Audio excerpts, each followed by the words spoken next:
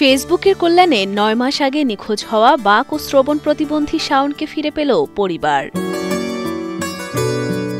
আদরের সন্তানকে ফিরে পেয়ে খুশিতে আত্মহারা বাবা সুরুজ্জামান। আমার এই ছেলেটাই হলো বড় আদরের ছেলে। এই আদরের ছেলেটা আমার ৯ মাস ধরে হারে গেছে।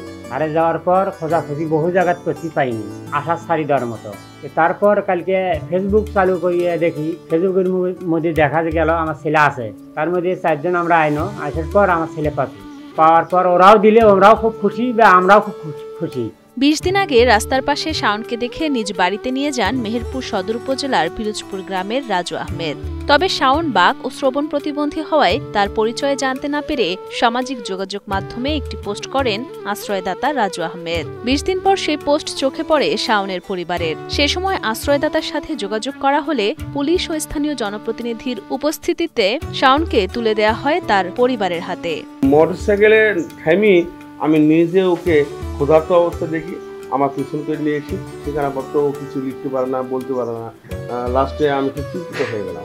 গতকাল রাত্রিতে ওর বাবা আমাকে ফোন দিচ্ছিল। তারপরে ওই রকি আমাকে ফোন দিচ্ছিল, ভাই ওদের সংবাদ জানতে চেয়েছি। তো আমি সন্তানের মতো তাকে এ পর্যন্ত ভালোবেসেছি, সন্তানের মতো আমি তাকে খাইছি, পড়েছি।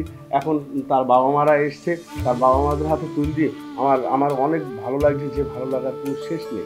রাজু ভাই আমাকে জানায় যে রকি, তোমার তো এমপি রকি ফেসবুক পেজ এবং ইউটিউব চ্যানেল আছে, তো এখানে যদি একটা বাক প্রতিবন্ধী মানুষ পাওয়া গেছে যার পরিবারের সন্ধানটা পাচ্ছে না, তো তুমি যদি এই ভিডিওটা করো তাহলে তার পরিবারটা পেতে অনেকটা বেশি সহযোগিতা হবে।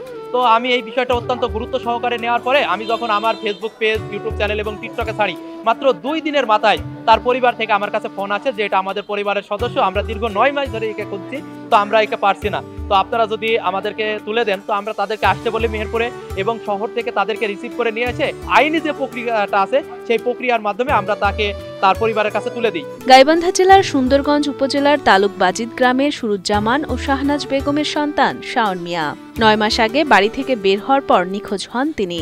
অনেক খোঁজাখুঁজির পরও সন্ধান মিলছিল না তার। অবশেষে তার সন্ধান মেলায় খুশি এলাকাবাসীও। আমরা রকি ভাইয়ের আইডি থেকে তার ছবিটা দেখতে পাই।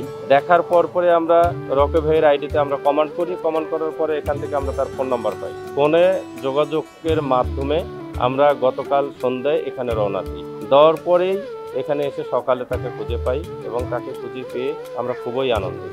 সব প্রক্রিয়া অনুসরণ করেই শাওনকে তার পরিবারের কাছে হস্তান্তর করা হয়েছে বলে জানান পিরোজপুর পুলিশ ক্যাম্পের ইনচার্জ এসআই কৃষ্ণ কমল। আমাদেরকে তারা জানালে আমরা এখানে উপস্থিত হয়ে কাগজপত্র যাচাই বাছাই করতেছি।